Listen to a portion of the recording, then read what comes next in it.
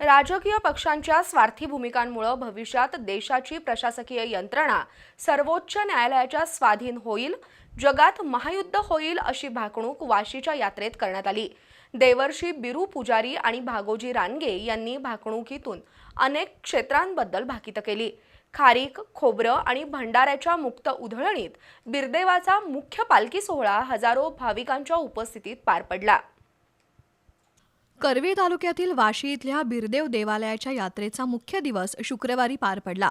देवस्थानच्या वतीनं श्रींची आकर्षक पूजा बांधण्यात आली होती। पहाटे महाकाकड आरती झाल्यानंतर मंदिर दर्शनासाठी खुलं करण्यात आलं। पुरणपोळीचा नैवेद्य दाखवून त्याचं प्रसाद रूपात वाटप करण्यात आलं। त्यानंतर मानाच्या बकऱ्यासह ग्रामस्थ आणि भाविकांच्या बकऱ्यांचा बळी देण्यात आला।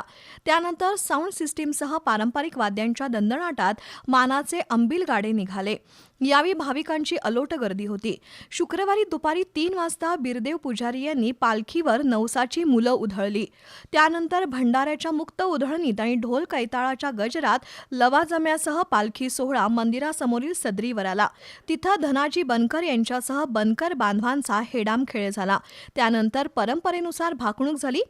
देवऋषी बिरू पुजारी आणि भागोजी रानगे यांनी भाकणूक करताना राजकीय पक्षांच्या स्वार्थी भूमिकेमुळे भविष्यात देशाची प्रशासकीय यंत्रणा सर्वोच्च न्यायालयाच्या स्वाधीन जाईल, जगात युद्धजन्य परिस्थिती होईल, वाढत्या उष्म्यामुळे जग हैराण होईल, नैसर्गिक आपत्ती येईल अशी भाकणूक केली।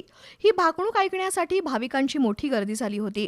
यावेळी जिल्हा बँकेच्या माजी संचालिका उद्यानी साळुंखे, हर्षवर्धन साळुंखे, गाव कामगार पाटील दिनकर पाटील, जिल्हा परिषदेचे माजी अध्यक्ष बाबूराव हजारे, मल्हार सेनेचे बबनराव रानगे, देवस्थानचे माजी अध्यक्ष बिरू धनगर, बिरदेव काटकर, इराप्पा बनकर, बिरू लांडगे, बिरदेव सेवा दलाचे प्रमुख सचिन तिबिले यांच्यासह रानगे, पुजारी, बनकर, काटकर, हजारे, लांडगे, चिखलीकर, मानकरी आणि ग्रामस्थ उपस्थित होते। शुक्रवारी संध्याकाळी मंदिर प्रदक्षिणा घालून पालखी मुख्य मंदिरात गेली, तर रात्रभर नामवंत शाहिरांचा धनगरी ओव्यांचा कार्यक्रम झाला।